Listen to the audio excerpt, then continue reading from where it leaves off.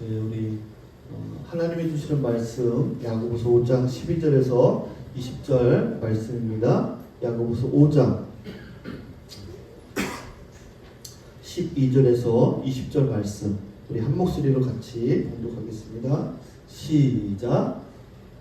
나의 형제자매 여러분, 무엇보다도 맹세하지 마십시오. 하늘이나 땅이나 그 밖에 무엇을 두고도 맹세하지 마십시오. 예해야 할 경우에는 오직 예라고만 하고 아니요 해야 할 경우에는 오직 아니요라고만 하십시오. 그렇게 해야 여러분은 심판을 받지 않을 것입니다. 여러분 가운데 고난받는 사람이 있으니까 그런 사람은 기도하십시오. 즐거운 사람이 있으니까 그런 사람은 찬송하십시오.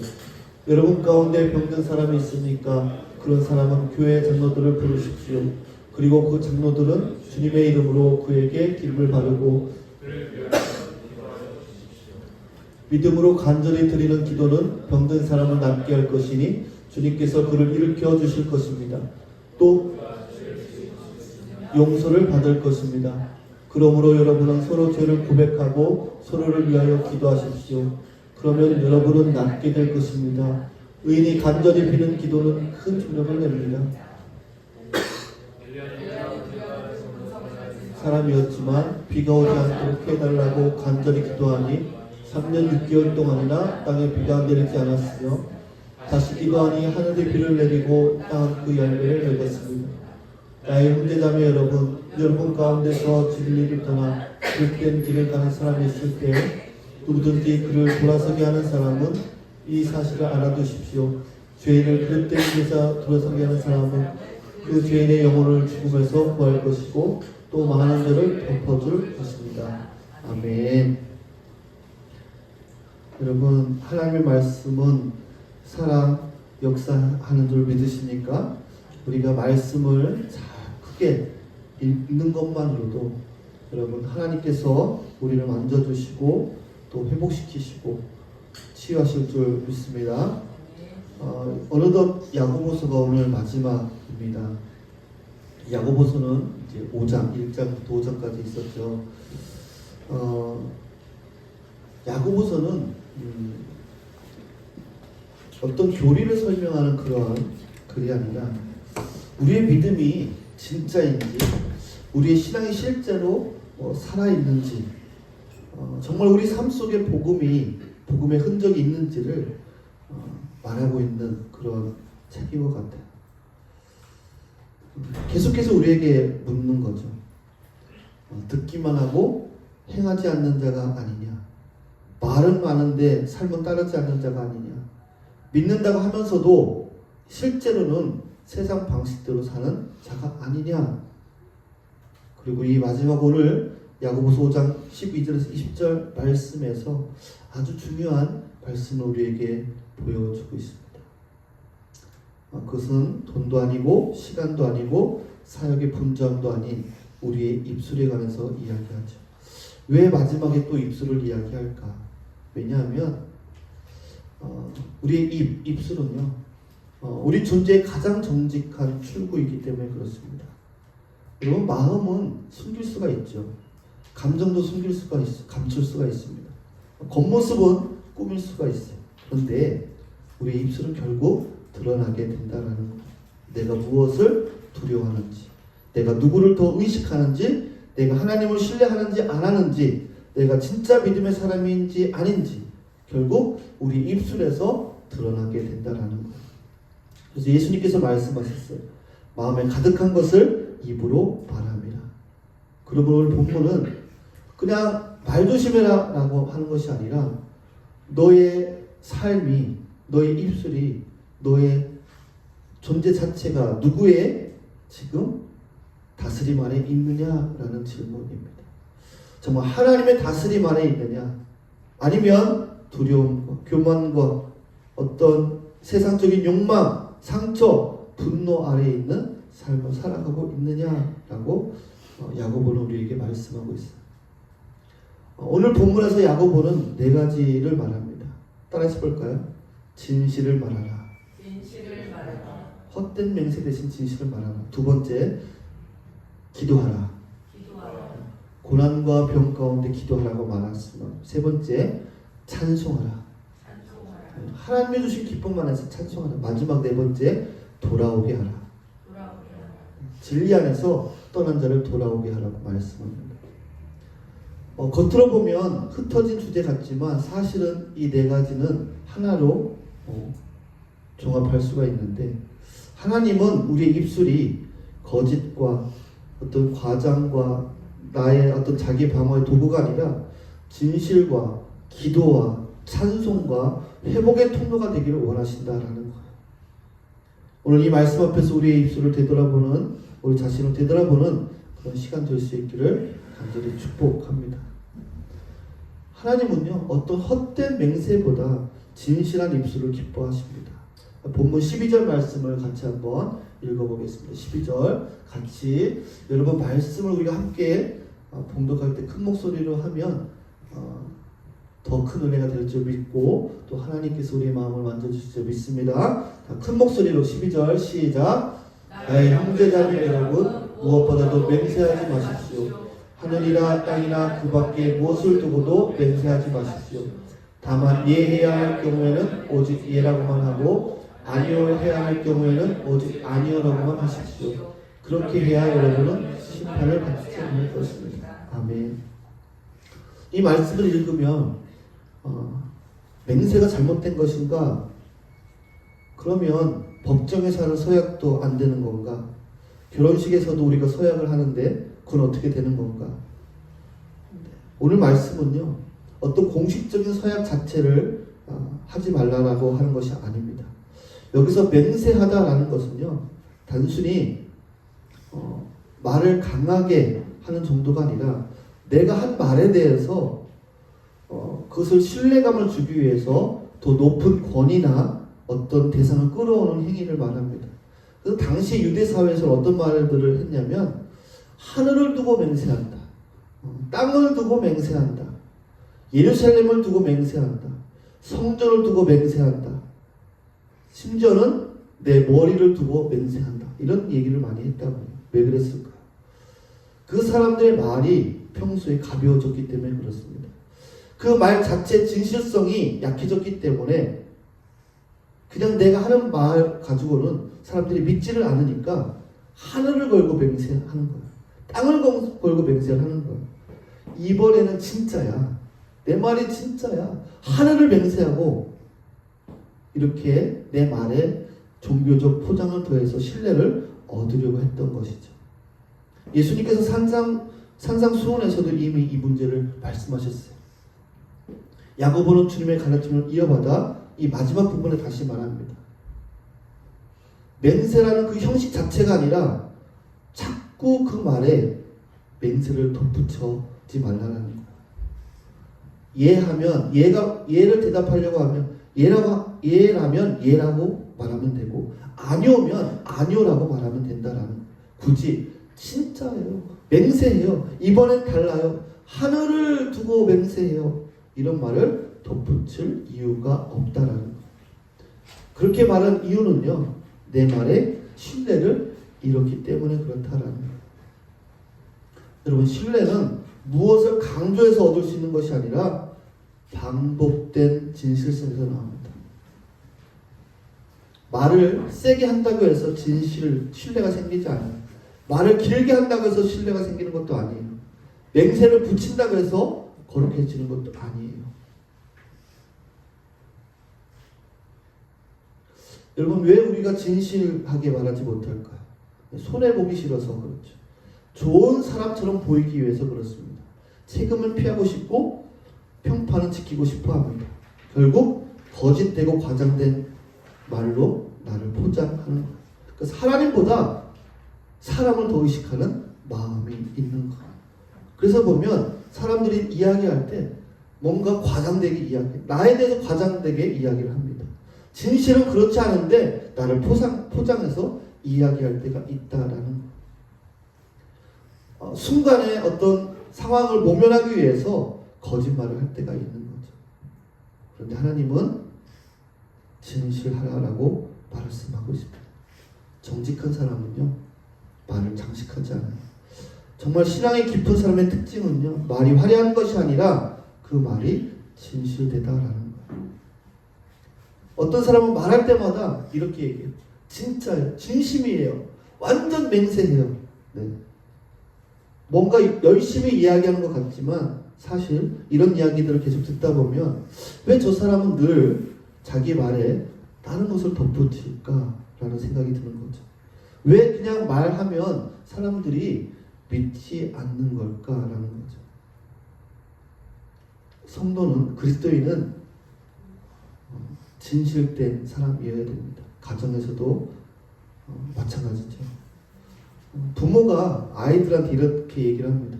야, 이번 주말에 꼭 같이 어디 놀러 가자라고 얘기를 합니다. 이번엔 진짜야. 말을 이렇게 해놓고 지키지 않으면 어떻게 되는 거예요? 아이에게는 단순히 약속을 어긴 것뿐만 아니라 이 아이는 이렇게 배우는 거예요. 아, 엄마 아빠의 말은 꼭 믿을 수 있는 게 아니구나. 여러분, 말은 순간이지만 신뢰는 아주 오래 걸려서 쌓이게 됩니다. 아주 짧은 말로도, 아주 짧은 단어로도 인생이 무너질 수 있습니다. 오늘 주님은 우리를 이렇게 붙드십니다. 이렇게 물으십니다. 너희 입술은 신뢰를 쌓고 있느냐? 아니면 신뢰를 무너뜨리고 있느냐? 교회 안에서도 그렇고, 가정에서도 그렇고, 직장에서도 그렇고, 자녀에게도 그렇고, 배우자에게도 그렇고, 하나님 앞에서는 더더욱 그렇습니다. 주님은 화려한 언변보다 진실한 입술을 기뻐하신다는 거예요. 자, 두 번째로는 고난당하는 자가 있느냐? 그는 기도할 것이요 라고 말씀하고 있죠. 13절인데 같이 한번 읽어볼게요. 13절 시작. 여러분 가운데 고난을 받는 사람이 있습니까? 그런 사람은 기도하십시오. 즐거운 사람이 있습니까? 그런 사람은 찬송하십시오. 여러분, 고난당하다라는 말은요, 단순히 기분이 안 좋다 그 정도가 아니죠. 어떤 괴로운 일, 어떤 압박, 고통, 삶의 무게를 견뎌야 하는 그런 상태를 말합니다. 그런 사람에게 뭐 여러 가지 이야기를 하는 것이 아니라 단순하게 이야기합니다. 기도해라. 그런데 이 단순한 말씀이 가장 어려운 거예요. 왜냐하면 우리가 고난을 당하면, 어려우면 기도보다 다른 것을 먼저 하기 때문에 그래요. 뭐를 먼저 해요? 걱정을 먼저 하고, 분석부터 하고, 불평하고, 누군가를 붙잡고 하소연합니다. 전화해서 막 이야기하는 거죠. 입술이 하나님께 열리기보다 세상을 향해 흘러가거나 아예 굳어버리게 됩니다. 그런데 야고보는 이야기합니다. 고난당하고 있니? 힘드니? 어렵니? 뭐해라? 기도해라. 왜일까요? 왜 기도하라고 할까요? 여러분, 기도는요, 어떤 종교적인 습관이 아니라 고난을 대하는 믿음의 방향이기 때문에 그렇습니다. 한번 따라서 해볼까요? 기도는 종교 습관이 아니라 고난을 대하는 믿음의 방향이다. 여러분, 고난이 왔을 때 먼저 하나님께 향하는 사람, 그 사람이 믿음의 사람인 것이죠. 여러분, 기도가 어떤 문제를 즉시 해결하는 그런 주문이 아니다라는 거예요.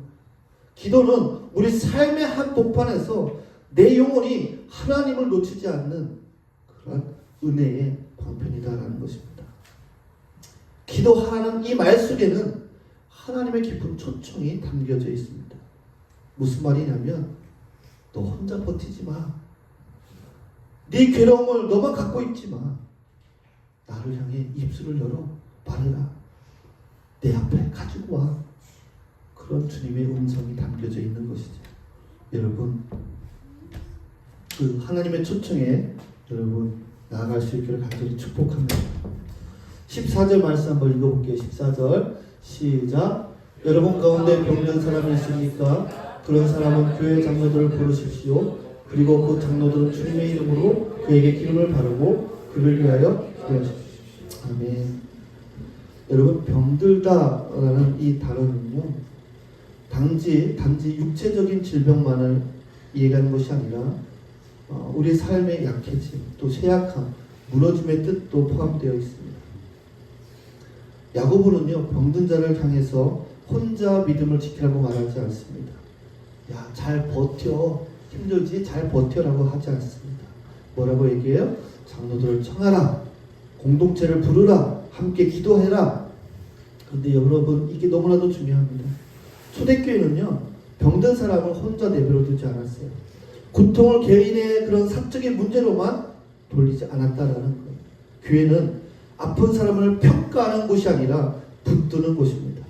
무너진 사람을 정리하는 곳이 아니라 일으키는 곳이다라는 거예요.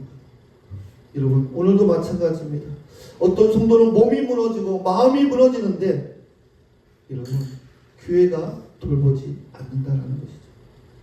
아, 저 사람한테 민폐 끼치기 싫어서. 아니요. 야고보는 말합니다. 부르라. 함께 기도하라. 여러분, 아프십니까? 힘드십니까? 교회 성도들을 초청해서, 목회자를 초청해서 여러분 기도하십시오. 여러분, 성숙한 신앙은요, 혼자 견디는 데 있지 않습니다. 오히려 하나님이 붙여주신 공동체 안에서 도움을 요청할 줄 아는 것이 여러분 믿음일 수 있다는 것이죠. 또 본문은 기름을 바르며 기도하라고 말합니다.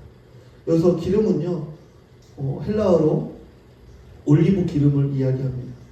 당시 이 올리브 기름은요, 실제로 치료하는 데도 사용되었습니다. 선한 사마리아인 비유에서도 상처에 기름과 포도주를 붓죠. 여러분, 이 말씀은요, 기도와 치료를 분리하는 것이 아닙니다.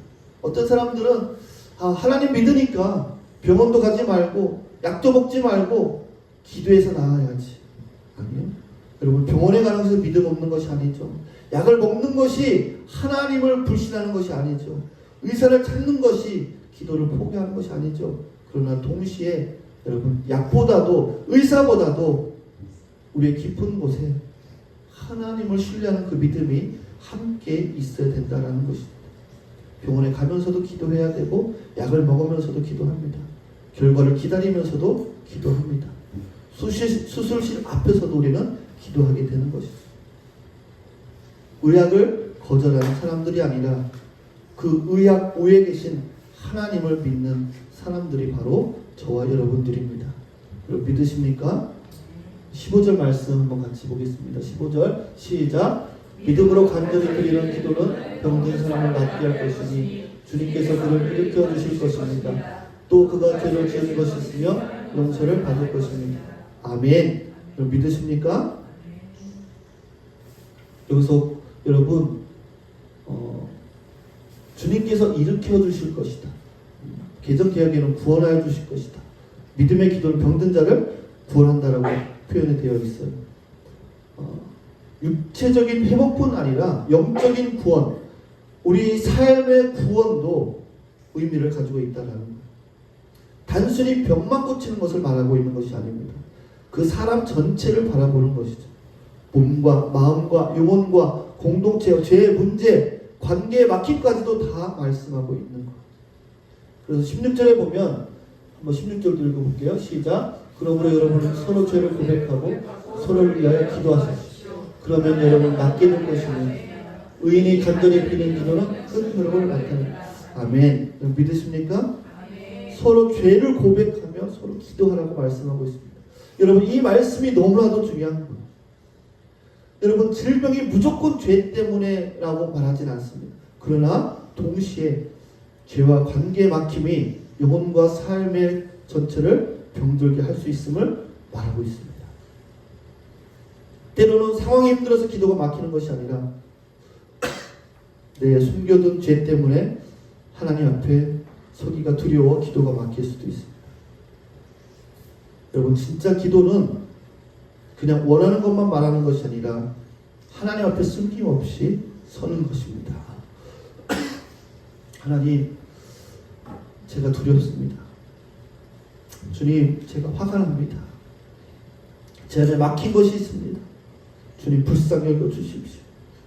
솔직한 그 입술의 고백을 하나님은 기뻐하십니다.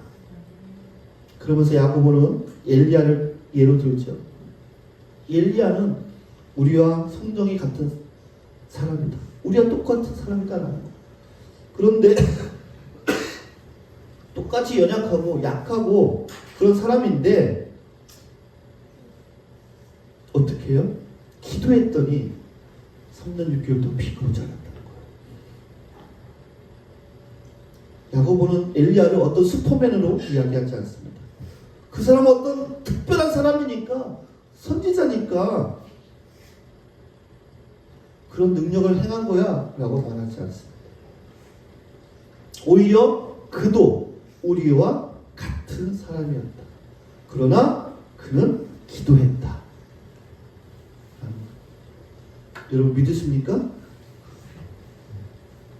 그도 같은 사람이었다라는 거예요. 그러나 기도했더니 하나님이 응답하셨다라는 거예요. 여러분 기도의 능력은 어떤 대단한 사람에게 있는 것이 아니라 하나님 앞에 신실하게 기도하는 것에 있습니다. 여러분 믿으십니까? 여러분 우리가 병원에 가면요, 우리가 얼마나 연약한지를 알게 됩니다. 의사는 설명할 수는 있지만 생명을 보장하지는 못하잖아요. 여러분 가족이 응급실에 실려가면 그때 깨닫게 되는 거죠. 야, 우리가 할 수 있는 게 없구나. 내가 할 수 있는 것이 이렇게 없구나. 우리가 아이들이 아플 때 여러분 어떻습니까? 내가 해줄 수 있는 것이 없다라는 것을 깨닫게 되는 거죠. 주님 붙들어 주시옵소서. 주님 제 힘으로 할 수 없습니다. 주님 살려주십시오라고 기도하는 것이 바로 믿음이라는 것입니다. 여러분 고난보다도 더 큰 위기는 기도를 멈추는 것입니다. 몸이 아픈 것보다 더 큰 위기는 기도의 입술을 열지 않는 것입니다. 오늘도 주님은 말씀하십니다. 아프니? 힘드니? 어렵니? 기도해라 라고 말씀하십니다. 혼자 있지 말고 함께 기도하라고 말씀하십니다. 우리 13절 하반절에 보면 하나님은 그 기도와 우리 입술이 찬양하기를 원하시는 것을 보게 됩니다. 즐거워하는 자가 있느냐? 그는 찬송할지 찬양할지어다. 즐거워하다라는 것은요, 마음이 밝아지고 평안해지고 용기를 얻는 상태를 말합니다.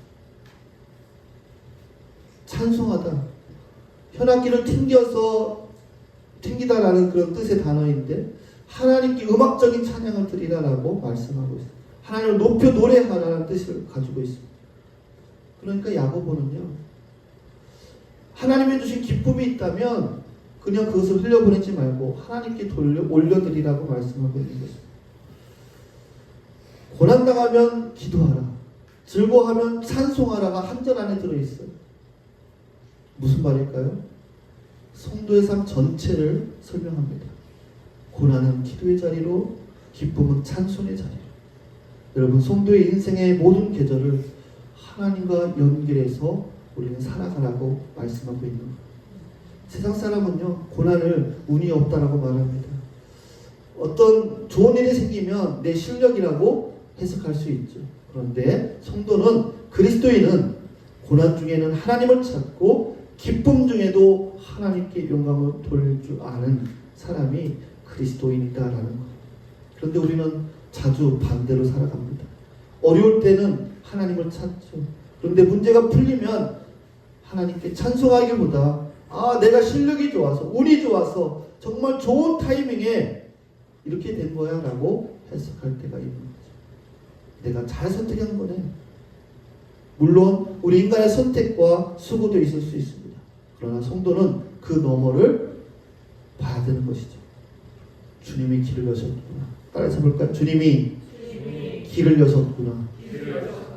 주님이 붙들어 주셨구나. 주님이 살려주셨구나. 여러분 그 주님을 바라볼 수 있기를 간절히 축복합니다. 찬송은 바로 거기서 시작이 되는 것이죠. 찬양은요, 노래를 잘하는 사람만이 하는 것이 아니라 은혜를 경험한 사람만이 할 수 있는 영혼의 반응인 것이죠. 여러분 감사는요, 우리가 누가 선물을 주면 감사하다고 하잖아요. 어떻게 예의상 할 수도 있는 것이지만 하나님께 하는 감사는요, 그냥 예의로 하나님 이런 거 해주셨으니까, 날 보내주셨으니까 예의로 감사하는 것이 아니라 하나님께 하는 감사는요, 신앙입니다. 신앙. 하나님이 하신 일을 알아보고 하나님께 다시 돌려드리는 것이 찬송이고 감사입니다. 10명의 나병 환자가 고침을 받았지만 돌아와서 감사한 사람은 딱 한 사람이었습니다. 예수님은 그 한 사람을 아주 귀하게 여기셨습니다. 왜 그러셨을까요? 고침받은 것이 기적이라면 돌아와 감사하는 것은 믿음이기 때문에 그렇습니다. 많은 사람이 은혜를 받습니다. 그러나 모든 사람이 찬송하지는 않아요. 여러분, 시험을 잘 보면 우리 시험을 잘 봤어. 우리 다니엘이 학교에서 시험을 딱 봤더니 집에 와서 와, 문제가 너무 쉬웠어. 그리고 운 좋게 딱 찍었는데 맞았어. 그렇게 말할 수 있죠. 또 사업을 하는데 와, 대박. 정말 사람들이 막 몰려오고 내가 이렇게 판단하고 이렇게 결정했더니 막 사업이 너무 번창하고 잘 돼.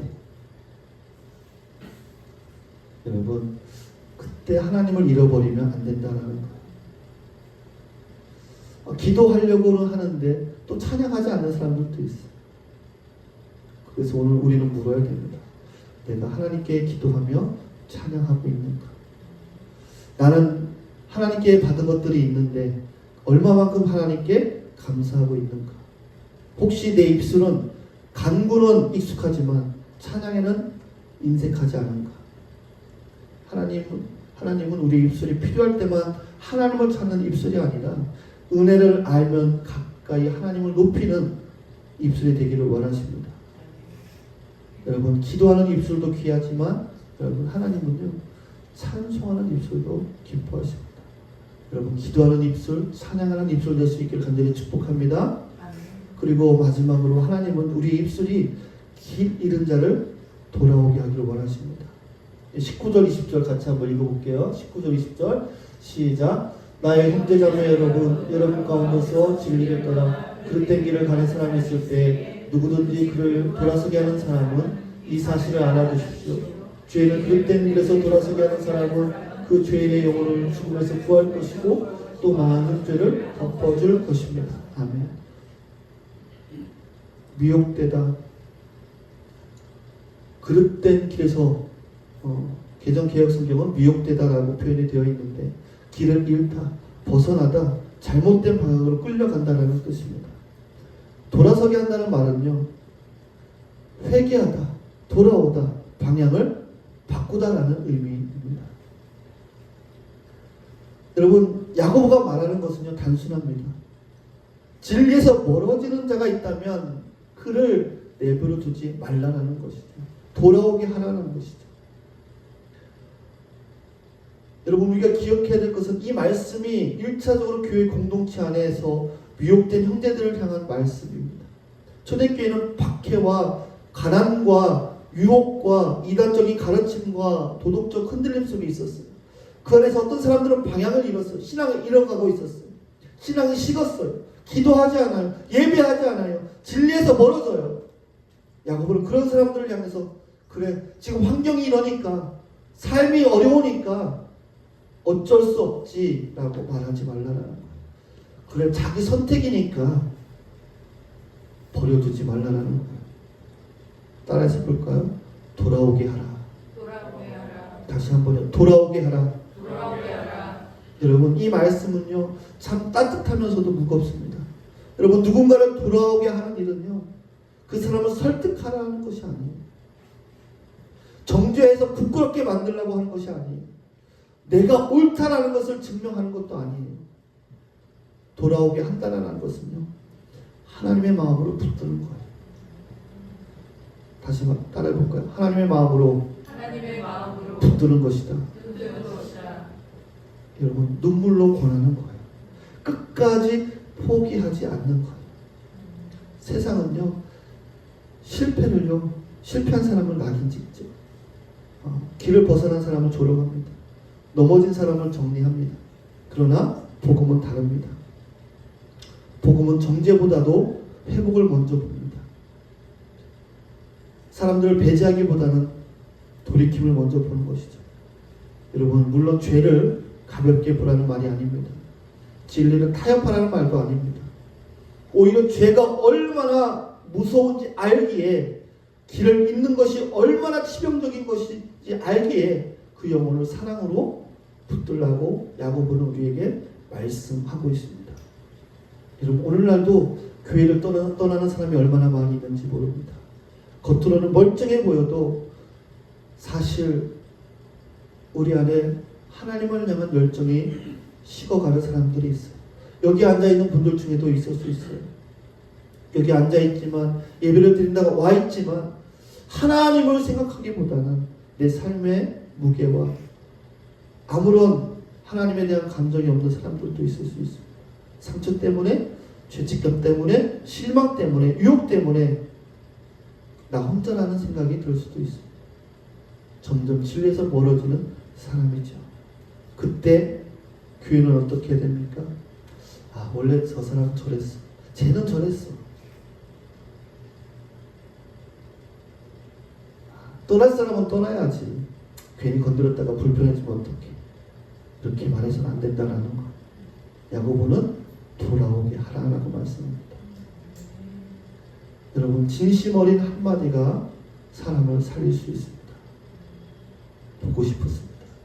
괜찮으세요? 함께 다시 예배 드렸으면 좋겠습니다. 여러분, 포기하지 않을 수 있길 간절히 축복합니다. 복음은요, 거창한 강연이 아니라 따뜻한 한 문장으로 시작이 됩니다. 여러분, 목자가 99마리, 99마리의 양을 놓고 한 마리 양을 찾아가는 이유가 무엇입니까?